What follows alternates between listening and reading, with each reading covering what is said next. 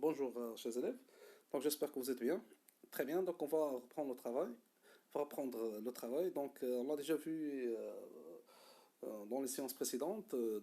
C'est quoi c'est quoi la définition de la consommation, les différents types de consommation, consommation collective, individuelle, intermédiaire, finale, etc. Ainsi qu'on a vu la structure de la consommation, ça veut dire l'argent ou bien le montant affecté pour la consommation, quels sont les postes budgétaires occupés par chaque élément et quel est le pourcentage à travers la proportion moyenne à consommer. Donc, on a vu aussi les facteurs qui influencent sur la consommation. Je cite le revenu, ça veut dire la relation entre la consommation et le revenu à travers la loi de Keynes, d'accord, la loi de l'offre et la demande. Et aussi, on a vu aussi la relation entre les prix, comment les prix influencent sur la consommation, d'accord, et avec les exceptions on a vu ça à travers les lois de Giffen. D'accord. Maintenant, on va voir le comportement de consommateur. Très bien. Donc, on a vu, si vous vous rappelez bien, si vous vous souvenez bien, le cours du producteur, le comportement du producteur. Donc, le producteur, donc, avant tout, c'est un agent économique. D'accord. Bon, c'est un agent rationnel. Qu'est-ce que ça veut dire rationnel? Ça veut dire qu'il fait des calculs avant de produire. Pourquoi? Pour diminuer ou bien pour minimiser ses charges. D'accord. Ça veut dire il y a la limite du budget. Donc, il veut produire en fonction du budget pardon, disponible. Donc, c'est la même chose. Le consommateur aussi, c'est un agent rationnel. Ça veut dire quoi? Ça veut dire qu'il fait des calculs avant de consommer. Et c'est logique. On a vu l'influence des prix et des revenus sur la consommation. Ça veut dire que quelqu'un qui a un revenu limité, donc automatiquement, il va faire des calculs, d'accord, en fonction de l'argent disponible avant d'acheter un bien. D'accord. Donc, un agent rationnel qui fait, ça veut dire quoi? Ça veut dire qu'il fait des calculs avant de consommer. Vu le contrainte budgétaire, ça veut dire on prend en considération le budget disponible. Ça veut dire quoi? Je vous donne un exemple brièvement. Lorsque vous voulez, par exemple, acheter un téléphone, donc avant tout, qu'est-ce que vous faites? Vous faites des calculs.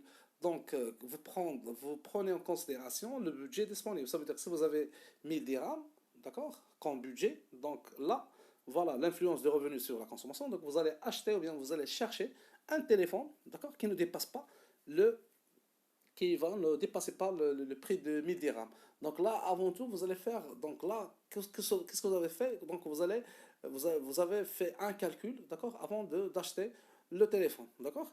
Très bien. L'objectif de chaque consommateur est de maximiser son utilité retirée de sa consommation.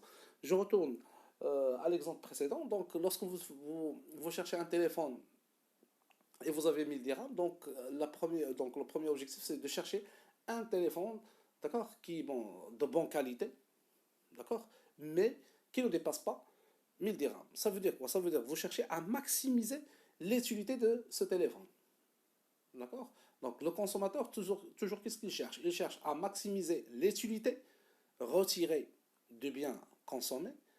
On prend en considération, bien sûr, le montant, ou bien le revenu affecté qui est disponible. C'est quoi l'utilité? L'utilité, il y a, la traduction derrière, il y a le faire. D'accord. Donc, toujours, on cherche à maximiser. Lorsqu'on achète, par exemple, lorsqu'on a soif, donc on cherche à acheter un bouteille, une bouteille d'eau, qui va nous maximiser l'utilité. D'accord. دونك انت فيك لاطاش راه غتمشي للحانوت ما عرفتيش قرعه دونك اون فونكسيون ديال لاطاش اللي كتحس به ما عرفتيش قرعه ديال القرعه ديال 5 يورو. دونك كيسكو تو فير دونك هنا راه كدير دي كالكول. دونك غتشري واحد القرعه اللي تكون صغيره ولكن اللي غتقدر تبرد لك كي فا étancher le soif. D'accord. Donc l'objectif de chaque consommateur, c'est de maximiser l'utilité afin de satisfaire son besoin. D'accord. Donc, quant à la mesure de cette utilité, donc, on peut distinguer scientifiquement deux approches. Donc, on a les scientifiques, qu'est-ce qu'ils ont fait? Donc, ils ont essayé de mesurer l'utilité retirée après de la consommation d'un bien. Bon, elle essaie de calculer, de faire un calcul, de chiffrer cette utilité. Donc, on a suivant deux approches. Les scientifiques, شنو حاولوا يديروا؟ حاولوا يحسبوا لنا شحال l'utilité اللي نقدروا مثلا كونسومي واحد لو بيان كيكونك مثلا لو بان، شحال هاد لو بان شحال ليتيليتي اللي نقدر ناخذو منه، داكوغ شحال المنفعه ديالو نقدروا نحسبوها. D'accord? Donc, nous suivons deux approches. Donc, la première approche, donc, c'est l'approche cardinale, donc, selon laquelle l'utilité est mesurable ou quantifiable. Ça veut dire quoi? Ça veut dire on peut, suivant l'approche cardinale, donc on peut mesurer, d'accord? Ou bien on peut chiffrer, d'accord? L'utilité. Donc, puisqu'il y a des chiffres, il y a des calculs, donc automatiquement, c'est une approche qui est objective. D'accord? Deuxième approche, c'est l'approche ordinale, selon laquelle l'utilité n'est pas objective. Ça veut dire qu'il n'est pas mesurable. D'accord? Là, on parle de l'approche subjective. On va voir les deux approches. D'accord? Maintenant, on va commencer par l'approche cardinale de l'utilité. Ça veut dire l'approche qui est mesurable. Comment peut-on mesurer et calculer, d'accord, l'utilité?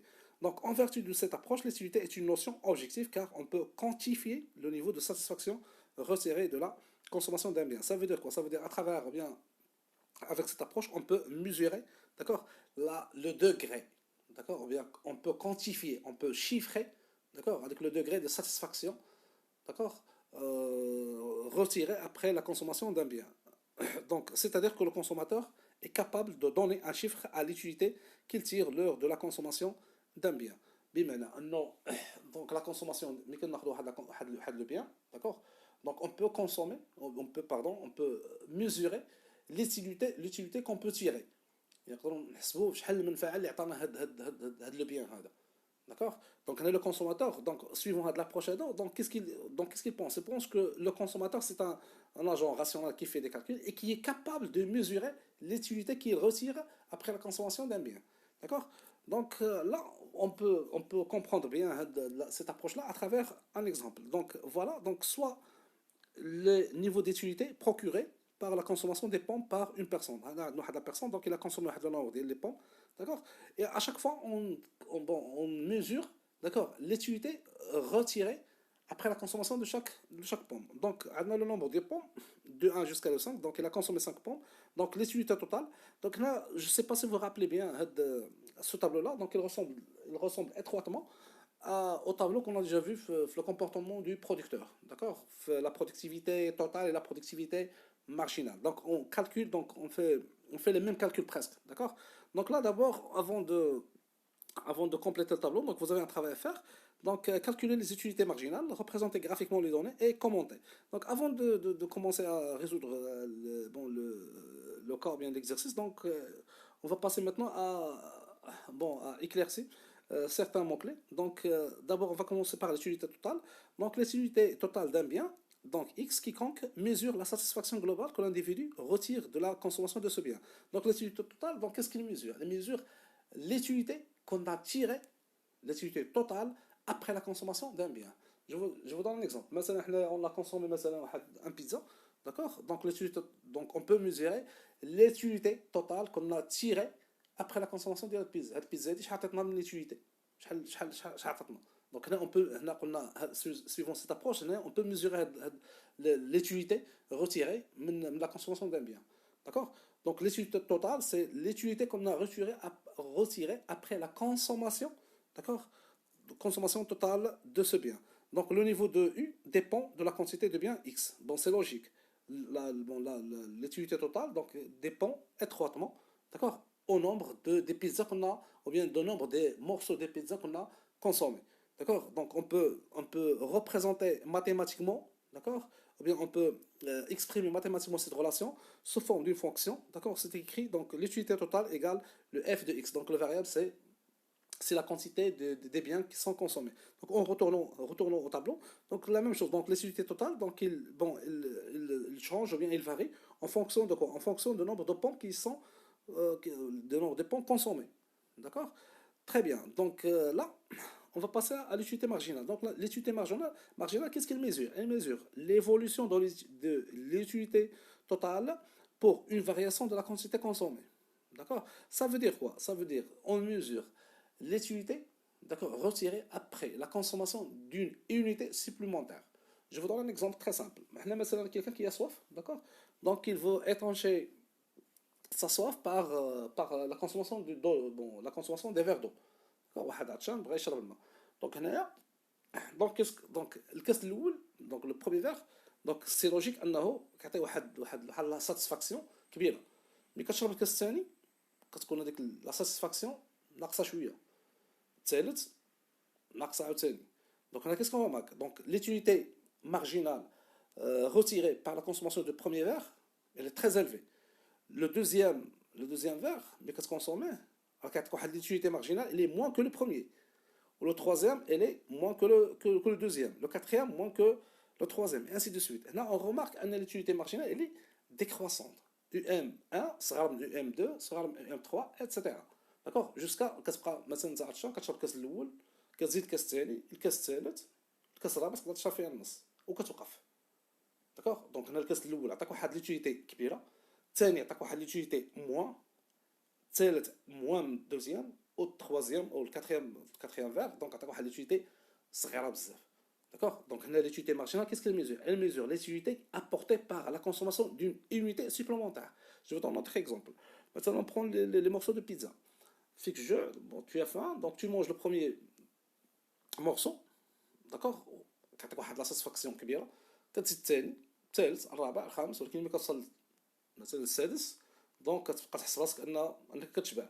وهذيك ليتيليتي تيغي من لو بروميي مورسو راه ماشي هي من لو كاتريام.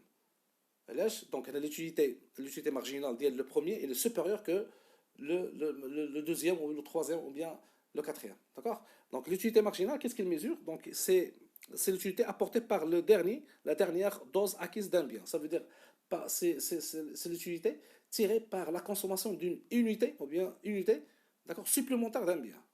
خديتي الكاس الاول عطاك واحد ليتيليتي مارجينال، الكاس الثاني كنعبرو كنشوفو شحال عطانا هذاك الكاس الثاني بليتيليتي، الكاس الثالث عاوتاني كنعبرو شحال عطانا شحال زادنا. داكوغ هذه كتسمى ليتيليتي مارجينال بحال سي لا ميم شوز كنا في في لو كومبورتمون دو برودكتور. داكوغ دونك حنا كنا كنشوفو ا شاك فوا كون augmente les nombres des ouvriers et on mesure la productivité ajoutée par un ouvrier supplémentaire. D'accord? Donc mathématiquement donc UMX égale de l'utilité totale sur la variation de X. D'accord? Très bien. Donc pour le calcul